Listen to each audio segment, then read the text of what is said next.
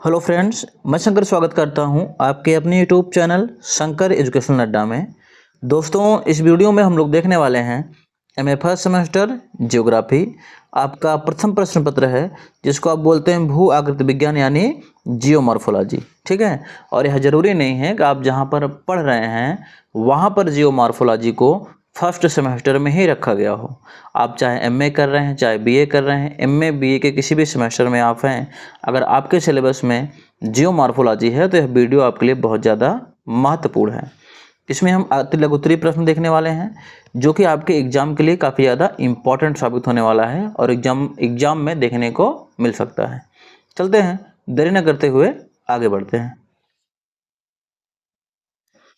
तो पहला प्रश्न हमारा है कि भैया भू आकृति विज्ञान किसे कहते हैं।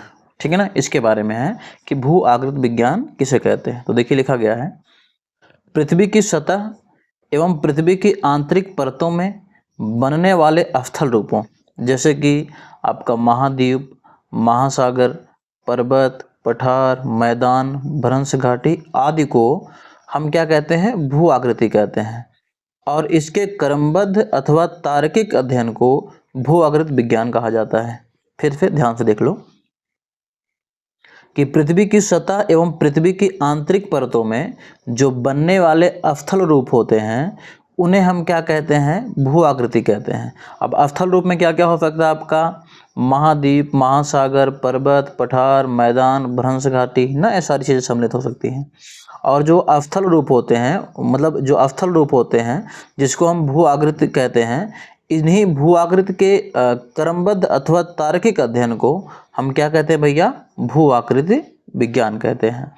आई थिंक इतना आपको क्लियर हो गया होगा। ठीक है, अगर इतना क्लियर हो गया है तो आगे बढ़ने से पहले मैं आपसे गुजारिश करता हूं कि चैनल को सब्सक्राइब कर लें और इस वीडियो को लाइक करना ना भूलें और ज़्यादा से ज़्यादा इस वीडियो को शेयर करें, क्योंकि पढ़ेगा इंडिया तभी तो बढ़ेगा इंडिया। ठीक है, चलते हैं, आगे बढ़ते हैं। अगला प्रश्न हमारा क्या है भैया, तनाव मूलक बल। ठीक है ना, तनाव मूलक बल क्या होता है उसके बारे में, यानी टेंशनल फोर्स क्या होता है उसके बारे में हमें बात करनी है। तो देखिए लिखा गया है, यह बल तब उत्पन्न होता है जब दो बल एक दूसरे के विपरीत दिशा में धरातल के समांतर कार्य करते हैं। यानी जब दो बल एक दूसरे के विपरीत दिशा में धरातल के समांतर कार्य करते हैं तो वहाँ भैया एक नया बल उत्पन्न होता है जिसको हम क्या बोलते हैं, तनाव मूलक बल कहते हैं। ठीक है, आई थिंक इतना क्लियर आपको हो गया होगा। आगे देख लेते हैं, दिया गया है, इस बल के कारण पृथ्वी की सतह पर चटकन, दरार एवं भ्रंशन की प्रक्रिया होती है। भैया जो तनाव मूलक बल है उसके कारण पृथ्वी की सतह पर क्या होता है, चटकन, दरार एवं भ्रंशन की जो है प्रक्रिया होती है, जिसके कारण ब्लॉक पर्वत, हास्ट पर्वत, भ्रंश घाटी, रैंप घाटी आदि का जो होता है निर्माण होता है। यानी जो आपके तनाव मूलक बल होते हैं उनके वजह से पृथ्वी की सतह पर चटकान, दरारें, भ्रंशन की प्रक्रिया जो है देखने को मिलती हैं, जिसके कारण यहाँ पर भैया ब्लॉक पर्वत, हास्ट पर्वत, भ्रंश घाटियाँ, रैप घाटियों का क्या होता है, निर्माण होता है। आई थिंक इतना क्लियर हो गया होगा। आपको जिस भी टॉपिक पर, जिस भी सब्जेक्ट पर, जियोग्राफी के जिस भी टॉपिक पर आपको वीडियो चाहिए आप कमेंट कर सकते हैं, वो वीडियो बनाने का प्रयास किया जाएगा। आप एमए बीए के किसी भी सेमेस्टर में हैं, जियोग्राफी से संबंधित चीज़ें अगर आपको चाहिए तो इस चैनल पे आपको प्रॉपर तरीके से मिल जाएंगी। डिस्क्रिप्शन में लिंक रहेगा, वहाँ पे जाकर के सारी चीज़ों को आप ढूंढ सकते हैं, या फिर आप चैनल के प्लेलिस्ट पे जाइए। प्लेलिस्ट पे आपको प्लेलिस्ट वाइज, टॉपिक वाइज जो है हर एक सब्जेक्ट का जो है वीडियो देखने को मिल जाएगा। चाहे आप फर्स्ट सेमेस्टर में हैं, चाहे आप थर्ड सेमेस्टर में हैं, इन्हीं दोनों का एग्जाम आने वाला, फर्स्ट और थर्ड। हो सकता है किसी यूनिवर्सिटी में फोर्थ का भी हो, सेकंड का भी हो, तो किसी भी यूनिवर्सिटी से हैं आप, ये मैटर नहीं करता है। अगर आपके यूनिवर्सिटी में सिलेबस है तो वीडियो आपके लिए काफ़ी ज़्यादा कारगर साबित हो सकती है। ठीक है, चलते हैं, आगे बढ़ते हैं।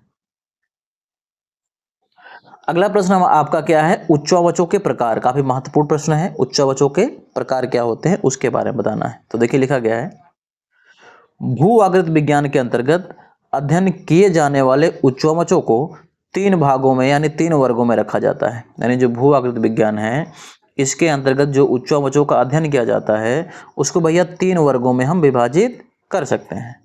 कौन कौन से जरा देख लेते हैं। पहला है आपका प्रथम श्रेणी के उच्चावच।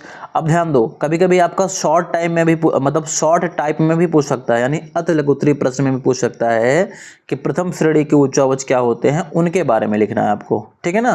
तो शॉर्ट टाइम में पूछ सकता है, तो इतना आप लिख देंगे, पूरी तरीके से नंबर आपको मिल जाएगा। तो देखिए क्या लिखा गया है। प्रथम श्रेणी के अंतर्गत प्रथम श्रेणी के उच्चावच जो होते हैं उसके अंतर्गत, इसके अंतर्गत महाद्वीपीय तथा महासागरीय बेसिन को शामिल किया जाता है। यानी जो महाद्वीप होते हैं, महासागर होते हैं, उनको भैया प्रथम श्रेणी के उच्चावचों में शामिल किया जाता है तथा इनके वितरण, वर्तमान प्रतिरूप तथा उत्पत्ति आदि का विस्तृत अध्ययन किया जाता है। यानी प्रथम श्रेणी के अंतर्गत जो है महाद्वीप और महासागरों को रखा जाता है एवं इनके वितरण, इनके प्रतिरूप ना, और इनकी उत्पत्ति का जो है विस्तृत वर्णन जो है, विस्तृत अध्ययन इसके अंतर्गत किया जाता है। आई थिंक इतना आपको क्लियर हो गया होगा। अगला पॉइंट क्या है। अगला है आपका द्वितीय श्रेणी के उच्चावच। द्वितीय श्रेणी के उच्चावच क्या होते हैं। इसके अंतर्गत पृथ्वी के अंतर्जात बलों द्वारा ना उत्पन्न स्थलाकृतियां जैसे कि पर्वत, पठार, मैदान, भ्रंश तथा झीलों की उत्पत्ति, विकास आदि का अध्ययन किया जाता है। पहली बात तो हमें जान लेते हैं द्वितीय श्रेणी के उच्चावच के अंतर्गत किन किन उच्चावचों को रखा जाता है। तो द्वितीय श्रेणी के उच्चावचों में अंतर्जात बलों द्वारा जो भी उच्चावच बनते हैं। अब अंतर्जात बल क्या होते हैं भैया, वे बल जो पृथ्वी के अंदर काम करते हैं, ठीक है ना। पृथ्वी के अंदर काम करने वाले बलों को हम क्या कहते हैं, अंतर्जात बल या फिर आंतरिक बल कहते हैं। तो अंतर्जात बलों द्वारा जो भी स्थलाकृतियां निर्मित होती हैं, जो भी बनती हैं, जैसे कि आपका पर्वत हो गया, पठार हो गया, मैदान हो गया, भ्रंश हो गया, झीलें हो गई ना, इनकी उत्पत्ति, इनके विकास आदि का अध्ययन जो है इस श्रेणी के अंतर्गत यानी द्वितीय श्रेणी के उच्चावच के अंतर्गत किया जाता है। आई थिंक इतना आपको क्लियर हो गया होगा। जो प्रश्न है काफी महत्वपूर्ण है, तो वीडियो को अंत तक जरूर देखिएगा। अगला आपका जो कि लास्ट है तृतीय श्रेणी के उच्चावच, ठीक है ना। इसके अंतर्गत बहिर्जात बलों द्वारा उत्पन्न बहिर्जात जो है प्रक्रमों द्वारा, जैसे कि आपका अपक्षय, अपर्दन एवं निक्षेपण द्वारा जो है जनित स्थल रूपों की आकार की उत्पत्ति एवं विकास का विस्तृत अध्ययन जो है इसके अंतर्गत किया जाता है। ध्यान देना, तृतीय श्रेणी के उच्चावच क्या होता है, इसके अंतर्गत बहिर्जात बलों द्वारा या बहिर्जात प्रक्रमों द्वारा जो भी स्थलाकृतियों का निर्माण होता है, जैसे कि अपर्दन के द्वारा जो है स्थलाकृतियां जो भी बनती हैं, निक्षेपण के द्वारा जो भी स्थलाकृतियां बनती हैं। अब चाहे आपका कारक कोई भी हो सकता है, चाहे जल हो, वायु हो, हिमानी हो, ठीक है ना। इन सब के द्वारा, किसी भी कारक के द्वारा जो है, अपर्दन के द्वारा और निक्षेपण के द्वारा, इन सब के द्वारा जो भी स्थल रूप बनते हैं, उन स्थल रूपों का जो है, उन भू आकृति तत्वों का जो है इसके अंतर्गत उसके आकार का, उसकी उत्पत्ति का, उसके विकास का जो है विस्तृत अध्ययन किया जाता है। आई थिंक इतना आपको क्लियर हो गया होगा।